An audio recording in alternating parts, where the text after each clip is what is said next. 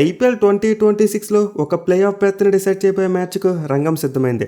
ఈ రోజైతే నరేంద్ర మోడీ స్టేడియం వేదికగా గుజరాత్ టైటన్స్ టీం ఎస్ఆర్హెచ్ టీంతో తలపడబోతున్నారు. అండ్ ఈ మ్యాచ్లో గెలిచిన టీం పాయింట్స్ టేబుల్లో టాప్లోకి వెళ్ళడం మాత్రమే కాదు, ఆల్మోస్ట్ ప్లే ఆఫ్ స్పాట్ని సీల్ చేసుకున్నట్టే. ఇన్ఫ్యాక్ట్ ఆ తర్వాత వాళ్ళకి మిగిలిన 2 మ్యాచ్లు ఒక్కటి గెలిచిన టాప్ 2 అవకాశాలు కూడా గట్టిగా ఉంటాయి. పర్టికులర్గా ఎస్ఆర్హెచ్ టీంకు ప్రజెంట్ నెట్ అనేది చాలా బాగుంది. దీంతో ఎస్ఆర్హెచ్ టీం ఈ రోజు జీటీని ఓడించి అంటే నా తర్వాత ఒక్క మ్యాచ్లో గెలిచిన మిగిలిన ఆర్సీబీ టీం మీద గెలిస్తే ఖచ్చితంగా టాప్ 2 కూడా కన్ఫర్మ్ అయిపోవచ్చు. ఈ మ్యాచ్ ఫలితం అయితే ఖచ్చితంగా టాప్ 4లో ఒక స్పాట్ని ఫిక్స్ చేసేస్తుంది. అయితే ఈ మ్యాచ్లోకి గుజరాత్ టీం భయంకరమైన ఫామ్తో వస్తున్నారు. వరుసపెట్టి 4 మ్యాచ్లో గెలిచారు. ఈవెన్ ఎస్ఆర్హెచ్ టీం కూడా మంచి ఫామ్తోనే వస్తున్నారు. తమ చివరి మ్యాచ్లో పీబీకేఎస్ టీంని డిఫీట్ చేశారు. బట్ పాస్ట్ రికార్డ్ చూసుకుంటే మాత్రం గుజరాత్ టీంకు మామూలుగా లేదు భయ్య. ఎస్ఆర్హెచ్ టీంని చాలా డామినేట్ చేశారు. ఈ 2 జట్లు ఇప్పటివరకు మొత్తం 7 మ్యాచ్లో తలబడితే గుజరాత్ వాళ్ళు 5 మ్యాచ్లో గెలిచారు. బట్ ఎస్ఆర్హెచ్ టీం ఒక్క మ్యాచ్లో మాత్రమే గెలిచింది. మిగిలిన ఒక్క మ్యాచ్లో ఫలితం రాలేదు. మెయిల్ ఎస్ఆర్హెచ్ టీం జీటీ మీద మ్యాచ్ గెలిచి ఎన్ని సంవత్సరాలు అయిందో తెలుసా? 4 ఏళ్ళు అయిపోయింది. వాళ్ళు ఎప్పుడో 2022 సంవత్సరంలో ఫస్ట్ టైం ఈ 2 జట్ల మధ్య మ్యాచ్ జరిగినప్పుడు గెలిచారు. బట్ ఆ తర్వాత జరిగిన 5 మ్యాచ్లో చూసుకుంటే జీటీ డామినేషన్ వరుసపెట్టి 5 మ్యాచ్లు గెలిచారు. మెయిల్ మ్యాచ్ ఆడిపోయిన నరేంద్ర మోడీ స్టేడియం ఎస్ఆర్హెచ్ టీంకి ఒక నైట్ మేర్ లాంటిది. ఈ గ్రౌండ్లో వాళ్ళు ప్రీవియస్గా జీటీ టీంని ఒక్కసారి కూడా ఓడించలేకపోయారు. 3 మ్యాచ్లు ఆడితే 3 ఓడిపోయారు. సో గుజరాత్ టీంకి అయితే ఈ గ్రౌండ్లో బెస్ట్ విన్ పర్సెంటేజ్ ఉంది ఎస్ఆర్హెచ్ టీం మీద. అంటే వాళ్ళు తమ హోమ్ గ్రౌండ్లో ఎస్ఆర్హెచ్ టీంని డామినేట్ చేసినంత రేంజ్లో వేరే ఏ టీంని కూడా డామినేట్ చేయలేదు. సో ఇంత ఖచ్చితంగా ఈ మ్యాచ్ ఎస్ఆర్హెచ్ టీంకు అంత ఈజీగా ఉండదు. మెయిన్లీ ముందు చెప్పినట్టే present GT team over the moon. వాళ్ళు సెకండ్ హాఫ్లో ఒక్క మ్యాచ్ కూడా ఓడిపోలేదు. వరుసగా 4 మ్యాచ్లో గెలిచారు. అది కూడా తమ లాస్ట్ మ్యాచ్లో ఆర్ఆర్ టీం మీద ఫస్ట్ బ్యాటింగ్ చేసి కూడా గెలిచారు. భారీ విక్టరీ. సో దీంతో ఈ మ్యాచ్లో ఖచ్చితంగా గుజరాత్ టీమే ఫేవరెట్స్గా బరిలో దిగుతారు. బట్ ఎస్ఆర్హెచ్ టీం కూడా ఏమాత్రం తక్కువ కాదు. వాళ్ళు తమ చివరి 7 మ్యాచ్లో 6 గెలిచారు. మెయిన్లీ మ్యాచ్లో చరిత్ర తిరగరాసి గుజరాత్ టీం మీద ప్రతీకారం తెచ్చుకోవాలని చూస్తారు. సో ఇంత మనమైతే ఈ మ్యాచ్లో ఒక మంచి కాంటెస్ట్ చూడొచ్చు. అంటే ప్రజెంట్ 2 టీంలు కూడా చాలా మంచి ఫామ్లో ఉన్నాయి కాబట్టి మనమైతే ఒక క్లోజ్ కాంటెస్ట్ని ఎక్స్పెక్ట్ చేయవచ్చు. అయితే మ్యాచ్ కోసం ఆడబోయే పిచ్ని చూస్తే మాత్రం ఖచ్చితంగా ఎస్ఆర్హెచ్ వాళ్ళు డిసప్పాయింట్ అవుతారు. ఎందుకంటే ఈరోజు ఒక బ్లాక్ సాల్ వికెట్ వాడబోతున్నారు. అది కూడా పిచ్ నెంబర్ 5. బ్యాట్స్మెన్కు చాలా అంటే చాలా కష్టంగా ఉంటుంది. ఇన్ఫాక్ట్ ప్రీవియస్గా ఈ సీజన్లో పిచ్ మీద మ్యాచ్లు జరిగాయి. MA versus GT. ఆ మ్యాచ్లో బ్యాట్స్మెన్ కష్టపడడం చూసాం. అలాగే తర్వాత పీబీకేఎస్ ఆడిన మ్యాచ్ కూడా గుజరాత్ వాళ్ళు ఈ పిచ్ నెంబర్ 5 మీద ఆడారు. సో 2 మ్యాచ్లు అయితే మనం చాలా లో స్కోర్స్ చూసాం. మరి ముఖ్యంగా జీటీ పీబీకేఎస్ జట్ల మధ్య మ్యాచ్ చాలా క్లోజ్గా వెళ్ళింది. 2 జట్లు కూడా బిలో 170 కొట్టాయి. సో ఇంత ఎస్ఆర్హెచ్ బ్యాట్స్మెన్కి అయితే ఈ పిచ్ మీద అంత ఈజీగా ఉండదు. ఖచ్చితంగా జీటీ బౌలర్స్ వాళ్ళకైతే టెస్ట్ పెడతారు. మళ్ళీ పీబీకేఎస్ జరిగిన మ్యాచ్లో చూసుకుంటే పిచ్ని జీటీ వాళ్ళు మంచి భలే మార్చారు. అంటే బ్లాక్ సాల్ వికెట్ మీద క్రాస్ ఉంచారు. దీంతో ఫస్ట్ బౌలింగ్ చేసినప్పుడు వాళ్ళ పేస్ బౌలర్స్కి పాపులో భయంకరమైన హెల్ప్ చూసాం. సో తెలిసి జీటీ వాళ్ళు మళ్ళీ సేమ్ కైండ్ ఆఫ్ పిచ్ని ప్రిపేర్ చేస్తారు భయ్య. అంటే బ్లాక్ సాల్ వికెట్ మీద కొంతవరకు గ్రాస్ వదిలేందుకు అవకాశం ఉంటుంది. పర్టికులర్గా జీటీ పేస్ బౌలర్స్ అద్భుతమైన ఫామ్లో ఉన్నారు కాబట్టి మనం అలాంటి కైండ్ ఆఫ్ వికెట్ని ఎక్స్పెక్ట్ చేయవచ్చు. అయితే ఒకవేళ గ్రాస్ లేకపోతే మాత్రం స్పిన్ బౌలర్స్ కూడా ప్లేలోకి వస్తారు. మరి ముఖ్యంగా సెకండ్ బ్యాటింగ్ చేయడం అంత ఈజీగా ఉండదు. సో నార్మల్గా చూసుకుంటే బ్లాక్ సాల్ వికెట్ మీద ఇప్పుడు కూడా ఫస్ట్ బ్యాటింగ్ చేయడమే బెటర్. బట్ పిచ్ మీద గ్రాస్ ఉంటే మాత్రం అది రివర్స్ అవుతుంది. అంటే ఫస్ట్ బ్యాటింగ్ చేయడం కష్టమైపోద్ది. మళ్ళీ పీబీకేఎస్ జరిగిన మ్యాచ్లో జీటీ వాళ్ళు చేసి మ్యాచ్ గెలవడం చూసాం మనం. సో దీంతో ఈ మ్యాచ్లో టాస్ గెలిచి ఏం చేయాలనేది పిచ్ చూసి డిసైడ్ చేసుకోవాలి. అంటే గ్రాస్ ఉంటే ఫస్ట్ బౌలింగ్ చేయడం బెటర్. లేదు వికెట్ మీద గ్రాస్ లేదు డ్రైగా ఉందనుకుంటే మాత్రం ఫస్ట్ బ్యాటింగ్ చేయడం బెటర్ ఆప్షన్ అవుద్ది. బట్ ఎనివే ఏం చేసినా సరే పాపులో ఎక్కువ వికెట్స్ కోల్పోకుండా బ్యాటింగ్ చేసిన టీంకే ఈ మ్యాచ్లో గెలిచేందుకు ఎక్కువ అవకాశాలు ఉంటాయి. ఇక టీమ్స్ విషయానికి వస్తే గుజరాత్ టీంకు బ్యాటింగ్లో పెద్దగా సమస్యలు ఏమీ కనిపించట్లేదు. అంటే వాళ్ళకి టాప్ ఆర్డర్ బ్యాట్స్మెన్తో పాటు మిడిల్ ఆర్డర్ బ్యాట్స్మెన్ కూడా మంచిగానే పెర్ఫామ్ చేస్తున్నారు. మరి ముఖ్యంగా సుందర్ ఆ కన్సిస్టెన్సీ చూపిస్తున్నాడు. అండ్ గిల్ చూసుకున్న కెప్టెన్కి అద్భుతమైన నాక్స్ కొడుతున్నాడు. ఇక సుదర్శన్ మరియు బట్లర్ కూడా చాలా వరకు మంచి ఫామ్లోనే ఉన్నారు. సో గుజరాత్ టీంకి అయితే బ్యాటింగ్లో వాళ్ళ టాప్ 4 నిలకడగా పెర్ఫామ్ చేస్తున్నారు. వేరే ఆ తర్వాత తెవాతి అలాంటి వాళ్ళు కూడా కొన్ని మెరిపించడం చూసాం. అలాగే హోల్డర్ కూడా చాలా మంచి క్యాపబుల్ బ్యాటర్. ఇక యంగ్స్టర్ నిశాంత్ సింధు కూడా కొంతవరకు డీసెంట్ బ్యాటింగే చేశాడు.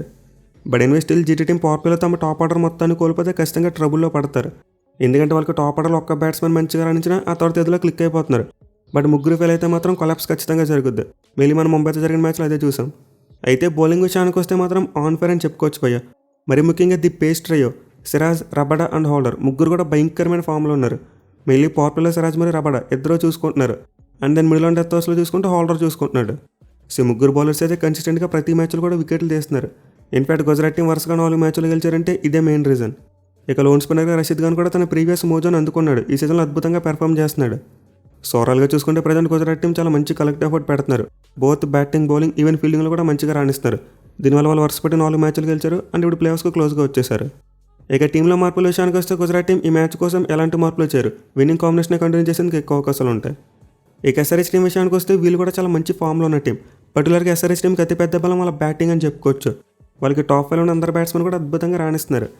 ఇన్ఫాక్ట్ ఎస్ఆర్హెచ్ టీంకి బ్యాటింగ్లో ఎక్స్ట్రా క్వశ్చన్ ఏంటంటే హెన్రిక్ క్లాసన్ అలాగే నితీష్ కుమార్ రెడ్డి. వీళ్ళిద్దరు మిడిల్ ఆర్డర్లో ఎక్సలెంట్గా పెర్ఫామ్ చేశారు. అంటే కొన్ని మ్యాచ్లో టాప్ ఆర్డర్ ఫెయిల్ అయినప్పటికీ ఎస్ఆర్హెచ్ టీం రికవర్ అవ్వగలిగింది వీళ్ళిద్దరి కారణంగా. కేవలం ఒక్క మ్యాచ్లో నితీష్ కుమార్ రెడ్డి ఆడలేదు అండ్ ఆ మ్యాచ్లో ఎస్ఆర్హెచ్ వాళ్ళు కొలాప్స్ అయ్యారు. సో డెఫినెట్లీ బ్యాటింగ్ పరంగా చూసుకుంటే ఎస్ఆర్హెచ్ టీంకి టాప్ ఆర్డర్ చాలా కీలకం. మెయిన్లీ వాళ్ళ ఓపెనర్స్ 50+ పార్ట్నర్షిప్ పెట్టిన మ్యాచెస్లో ఎస్ఆర్హెచ్ టీంకు 90% ఉంది. దీంతో పవర్ ప్లేలో వీళ్ళిద్దరు ఎంత కీలకం మనం అర్థం చేసుకోవచ్చు. అలాగే ఇషాన్ కిషన్ కూడా చాలా ఇంపార్టెంట్. ఒకవేళ ఒక ఓపెనర్ ఫెయిల్ అయినప్పటికీ అతనైతే కవర్ చేస్తున్నాడు.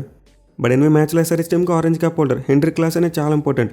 అతను ప్రీవియస్గా ఈ అహ్మదాబాద్ గ్రౌండ్లో మంచిగా పెర్ఫామ్ చేశాడు. ఇన్ఫాక్ట్ ఒక సెంచరీ కూడా ఉంది. సో రోజు మ్యాచ్ ఆడిపోయాలంటే ట్రికీ పిచ్చెస్ మీద ఎస్ఆర్హెచ్ టీంకి క్లాస్ అండ్ చాలా అంటే చాలా ఇంపార్టెంట్ బ్యాట్స్మెన్. ఇక బౌలింగ్ విషయానికి వస్తే తమ లాస్ట్ మ్యాచ్లో అద్భుతంగా బౌలింగ్ చేయడం చూసాం.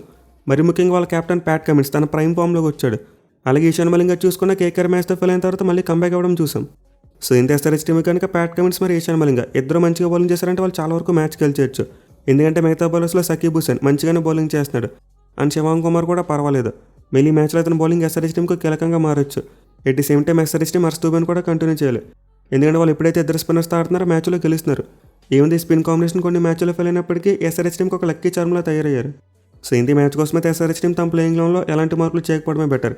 లాస్ట్ మ్యాచ్లో నితీష్ కుమార్ రెడ్డికి క్రాంప్స్ వచ్చి బయటికి వెళ్ళిపోయాడు. బట్ అతనైతే ఫిట్గానే ఉన్నారంట. ఈ మ్యాచ్లో ఖచ్చితంగా ప్లేయింగ్ లెవెన్లో కంటిన్యూ అవుతాడు. సో మోస్ట్లీ మ్యాచ్ కోసమైతే రెండు జట్లు కూడా తమ ప్లేయింగ్ లెవెన్లో ఎలాంటి మార్పులు చేయకపోవచ్చు. ఇక ప్లేయర్ బ్యాటిల్స్ విషయానికి వస్తే ఆబ్వియస్లీ పవర్ ప్లేసే చాలా ఇంపార్టెంట్. మరి ముఖ్యంగా ఎస్ఆర్హెచ్ ఓపెనర్స్కు అలాగే జీటీ ఫాస్ట్ బాల్స్ మధ్య అదిరిపోయే బ్యాటిల్స్ ఉండబోతున్నాయి. సో మ్యాచ్అప్స్లో చూసుకుంటే హెడ్గా అయితే సిరాజ్ మీద మంచి రికార్డు ఉంది భయ్య. అంటే స్ట్రైక్ రేట్ అరౌండ్ 160 ఉంది. బట్ రబాడాకి అగెన్స్ట్గా చూసుకుంటే మాత్రం తన రికార్డ్ అంత గొప్పగా లేదు.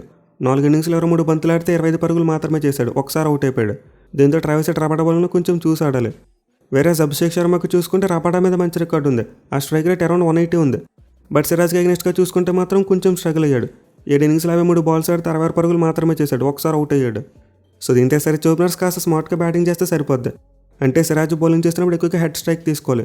వేరే రబాడా బౌలింగ్ చేసినప్పుడు అభిషేక్ శర్మ ఎక్కువ స్ట్రైక్ తీసుకుని అతను కౌంటర్ అటాక్ చేయాలి. అప్పుడు మాత్రం వికెట్ కోల్పోకుండా మంచిగా పాపులర్ని ఫినిష్ చేసేందుకు అవకాశం ఉంటుంది. ఇక తర్వాత చూసుకుంటే మనమైతే ఇషాన్ కిషన్కు రషీద్ ఖాన్కి మధ్య ఒక మంచి బ్యాటిల్ని ఎక్స్పెక్ట్ చేయవచ్చు. గతంలో రషీద్ ఖాన్ ఇషాన్ కిషన్ డామినేట్ చేశాడు. 11 ఇన్నింగ్స్లో 67 బంతులు వేస్తే 78 పరుగులు మాత్రం ఇచ్చాడు అండ్ ఆల్సో 2 టైమ్స్ అవుట్ చేశాడు. సో ఇంత ఇషాన్ కిషన్ బ్యాటింగ్ రాగానే జీటీ కెప్టెన్ రషీద్ ఖాన్కి బాల్ అవడమే వికెట్ పడేందుకు ఎక్కువ అవకాశం ఉంటుంది. ఇక తర్వాత చూసుకుంటే చాలామంది క్లాస్ అనేది రషీద్ ఖాన్ బ్యాట్లు అంటారు అండ్ ఈ బ్యాట్ చాలా ఇంట్రెస్టింగ్ ఉంటుంది కూడా. బట్ క్లాస్ అండ్ స్పిన్ బౌలర్స్ని ఇప్పుడు కూడా మంచిగా ఆడేస్తాడు భయ్య. ఇన్ఫాక్ట్ రషీద్ ఖాన్ మీద కూడా చాలా మంచి రికార్డు ఉంది.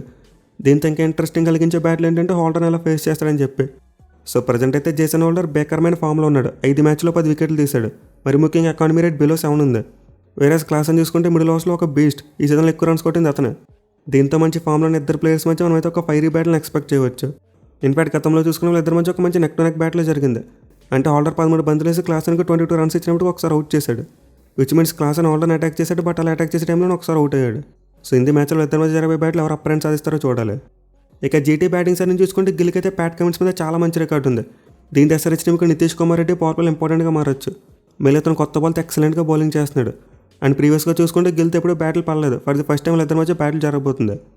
వేరే ఆ తర్వాత చూసుకుంటే బట్లర్ వర్సెస్ ప్యాట్ కమిన్స్. ఇది కూడా చాలా ఇంపార్టెంట్ బ్యాటిల్. మళ్ళీ ప్యాట్ కమిన్స్కి చాలా మంచి రికార్డు కనిపిస్తుంది బట్లర్ మీద. అతనికి 12 ఇన్నింగ్స్లో 72 బాల్స్ వచ్చి 95 పరుగులు మాత్రమే ఇచ్చాడు. మోస్ట్ అమరెంట్లీ బట్లర్ను కమిన్స్ 4 టైమ్స్ అవుట్ చేశాడు. సో ఇంటి మ్యాచ్లో బట్లర్ బ్యాటింగ్కి రాగానే కమిన్స్ ఏమైనా బౌలింగ్ చేస్తే మంచి ఫలితం వచ్చేందుకు అవకాశం ఉంటుంది. 8 మ్యాచ్లు అయితే రెండు జట్లకి పవర్ ప్లేస్ చాలా ఇంపార్టెంట్గా మారుతాయి. మరి ముఖ్యంగా జీటీ వాళ్ళు ఒక తెంగర పని చేయకూడదు. అదేంటంటే SRH top order 3 left hand batsmens సుందర్తో బౌలింగ్ చేస్తామంటే అది బ్యాక్ రావడానికి ఎక్కువ అవకాశాలు ఉంటాయి.